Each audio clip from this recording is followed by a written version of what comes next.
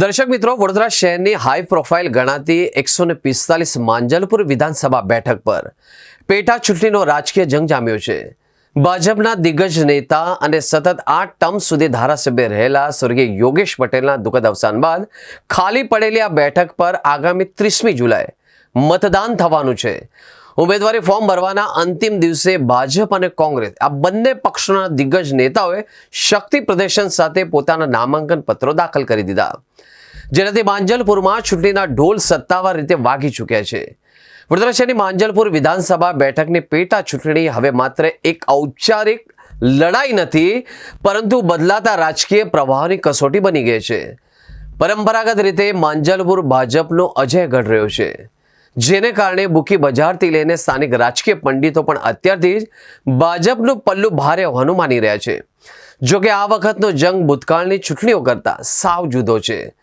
ભાજપે સતીશ પટેલ એટલે કે નિશાળિયા અને કોંગ્રેસે ભીખાભાઈ રબારી જેવા નવા ચહેરાઓને મેદાનમાં ઉતાર્યા છે. ત્યારે ખરી મજા એ જોવાની રહેશે કે મતદારો પક્ષના નામે વોટ આપે છે કે પછી ઉમેદવારોની વ્યક્તિગત છબીને પ્રાધાન્ય આપે છે. એક મોટો વર્ગ એવો છે જે યોગેશ કાકાના સન્માનમાં અને વડાપ્રધાન નરેન્દ્ર મોદીના નામે ભાજપ સાથે જ રહે છે. ભાજપના ઉમેદવાર સતીશ પટેલ માટે આ મતો જાળવી રાખવા સૌથી સરળ રહેશે. ભાજપ આ મતોને અંકે કરવા માટે જ પ્રચારમાં કહી રહ્યું છે કે યોગેશ કાકાને સાચી શ્રદ્ધાંજલિ કમળને જીતાડીને જ આપી શકાય છે. યોગેશ કાકાના પ્રશંસકોનો એક ત્રીજો વર્ગ એવો પણ છે કે જે કદાચ કોઈ પક્ષ સાથે નથી જોડાયેલો. આ મતદારો નવો ચહેરો સ્વીકારવામાં આળસ કરે અથવા તો પેટા ચૂંટણી હોવાથી મતદાન મથક સુધી જાય નહીં તેવી પૂરેપૂરી શક્યતા છે. જો આ કાકાના ફેન્સ ઘરમાં બેસી રહ્યા તો માંજલપુરમાં મતદાનની ટકાવારી ગગડી શકે છે, જે ભાજપની જીતના માર્જિનને એક મોટો ફટકો મારી શકે છે. વડોદરા એ ભાજપની લેબોરેટરી ગણાય છે. અહીં લોકસભા હોય કે વિધાનસભા, ભાજપની કેડર એટલે કે પેજ કમિટી અને બૂથ મેનેજમેન્ટ એટલી મજબૂત છે કે પક્ષ ગમે તેને ટિકિટ આપે, પરંપરાગત રીતે મતદારો કમળ જોઈને જ વોટ આપે છે. ભાજપે સ્થાનિક સ્તરના અનેક દાવેદારોને બાજુ પર મૂકીને છાણી વિસ્તારના સતીશ પટેલ એટલે નિશાળિયાને ટિકિટ આપી છે. સ્થાનિક સ્તરે જૂથવાદ રોકવા અને પક્ષની સર્વોપરિતા સાબિત કરવા માટે હાઈકમાન્ડે આ સરપ્રાઇઝ કાર્ડ ખોલ્યું છે. આ નિર્ણય દર્શાવે છે કે ભાજપને પોતાના સંગઠન અને બ્રાન્ડ પર પૂરો ભરોસો છે. યોગેશ પટેલ ભાજપમાં હોવા છતાંય ક્યારે પક્ષના બંધનોમાં બંધાયેલા નહોતા. વડોદરા કોર્પોરેશનના અધિકારીઓ કે ખુદ ભાજપ સરકારની નીતિઓ સામે પણ તેઓ જનતા માટે જાહેરમાં લડી લેતા હતા. માંજલપુરના લોકો માટે તેઓ પક્ષના ધારાસભ્ય કરતા અમારા કાકા વધારે હતા. ભાજપે જે નવા ચહેરાના ઉતાર્યા છે એ સંગઠનના માણસ છે, પણ માંજલપુરની જનતા માટે તેઓ આઉટસાઇડર એટલે કે વિસ્તારની બહારના ગણાય છે. યોગેશ કાકા જો વ્યક્તિગત કનેક્શન ઊભું કરવું રાતોરાત શક્ય નથી. જો માંજલપુરની જનતા માત્ર પક્ષ જોઈને વોટ આપશે તો ભાજપ ફરી એકવાર રેકોર્ડ બ્રેક માર્જિનથી જીતશે.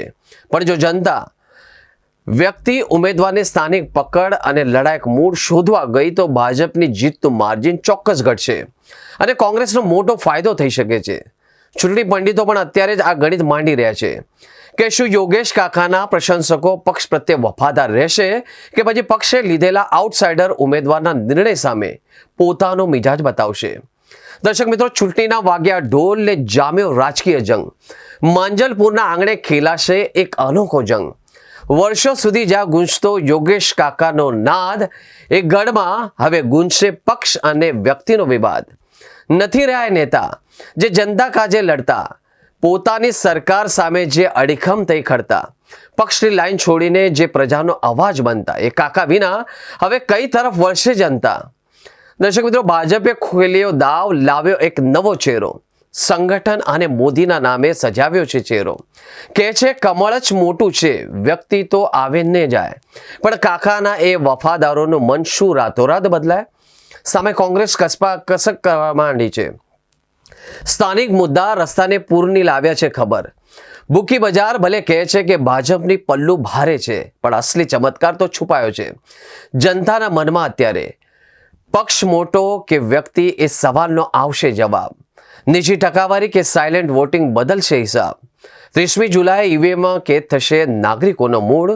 જોઈએ કોના શિરે બંધાય છે માંજલપુરનો આ મુગટ ગુડ.